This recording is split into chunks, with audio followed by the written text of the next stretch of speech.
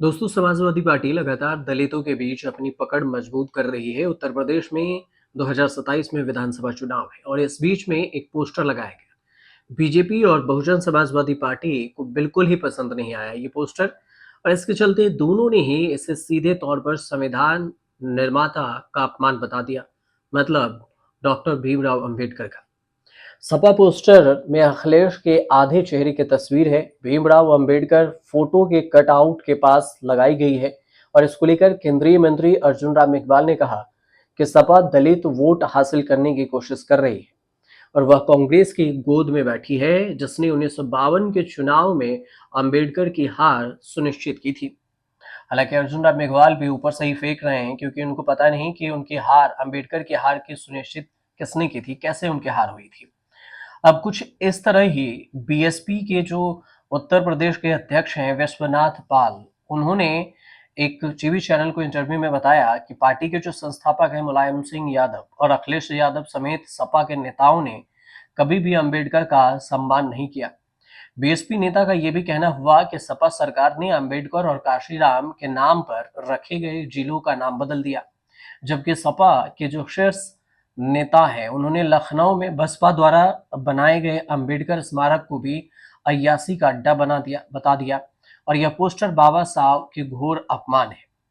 अब आपको ये भी बता दें आपकी जानकारी के लिए कि सपा के अग्रणी संगठन समाजवादी लोहिया वाहिनी द्वारा लखनऊ स्थित पार्टी मुख्यालय के बाहर एक पोस्टर लगाया गया और इस पोस्टर के बाद ही सियासी पारा हाई हो गया। सपा लोहिया वाहिनी के अध्यक्ष अभिषेक यादव ने के इस कदम का बचाव किया और कहा कि अखिलेश एकमात्र ऐसे व्यक्ति हैं जो वंचित वर्गों के लिए सामाजिक न्याय सुनिश्चित करने के लिए अंबेडकर के सपनों को पूरा कर सकते हैं। सपा ने अंबेडकर को पिछड़ा यानी पिछड़ा वर्ग, दलित, अल्पसंख्यकों का मसीहा कहा है। अब पोस्टर के बचाव में सपा के जो प्रवक्ता हैं उन्होंने क्या कहा। सपा के प्रवक्ता हैं आशुतोष वर्मा, उन्होंने अभिषेक यादव और वाहिनी का बचाव किया और कहा कि पार्टी का एक कार्यकर्ता प्रतीकात्मक संदेश दे रहा है। अखिलेश संविधान की रक्षा के लिए अग्रणी है, लेकिन बीजेपी अपने संकीर्ण मानसिकता के कारण लोगों का ध्यान मूल सिद्धांतों से भटकाने की कोशिश कर रही है। अब लोकसभा चुनाव में जो सपा को पीडीए के फार्मूले के तहत एक बड़ा सफलता मिला था, बड़ा फायदा मिला था, वो ये कि लोकसभा में 37 सीटें उत्तर प्रदेश में जीती थी सपा।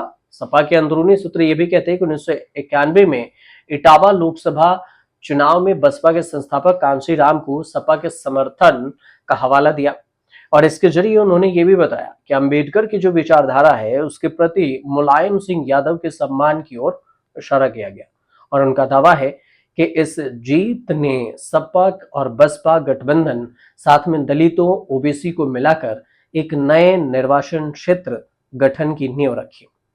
अब अंबेडकर ने सम्मान के लिए जो दलित वोटर है उस पर भी नजर रखा। 2022 के उत्तर प्रदेश विधानसभा चुनाव से पहले अपनी स्थापना के बाद पहली बार सपा ने दलितों के लिए एक समर्पित विंग्स यानी समाजवादी बाबा साहब अंबेडकर वाहिनी का गठन किया, जिसका उद्देश्य अंबेडकर और समाजवादी प्रतीक राम मनोहर लोहिया की विचारधाराओं को आगे बढ़ाना है।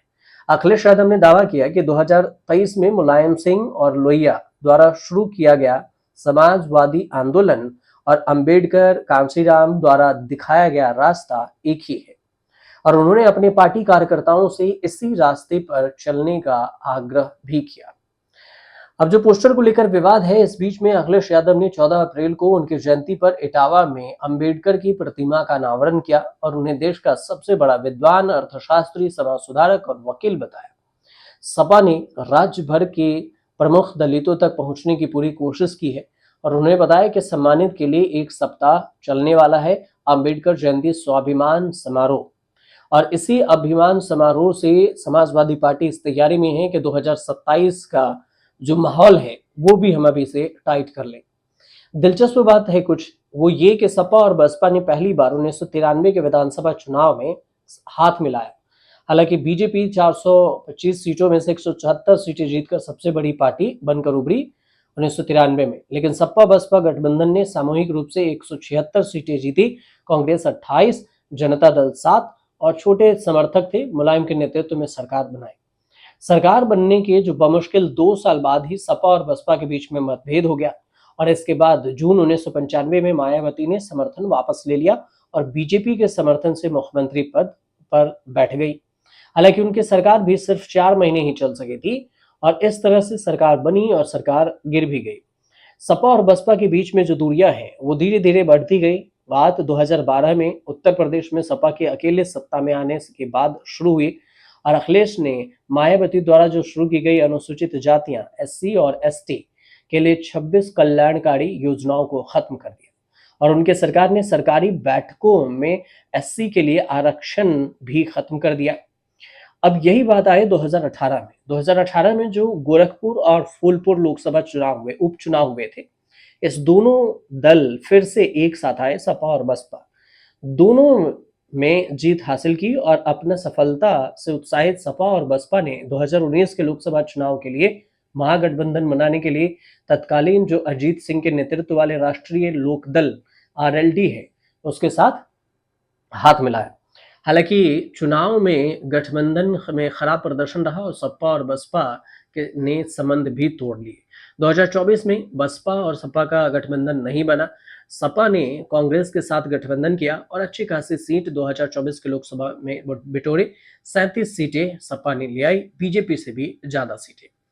अब जो 2027 की तैयारी है उसमें पीडीए के साथ साथ एमवाई फैक्टर को भी जोड़ा जा रहा है।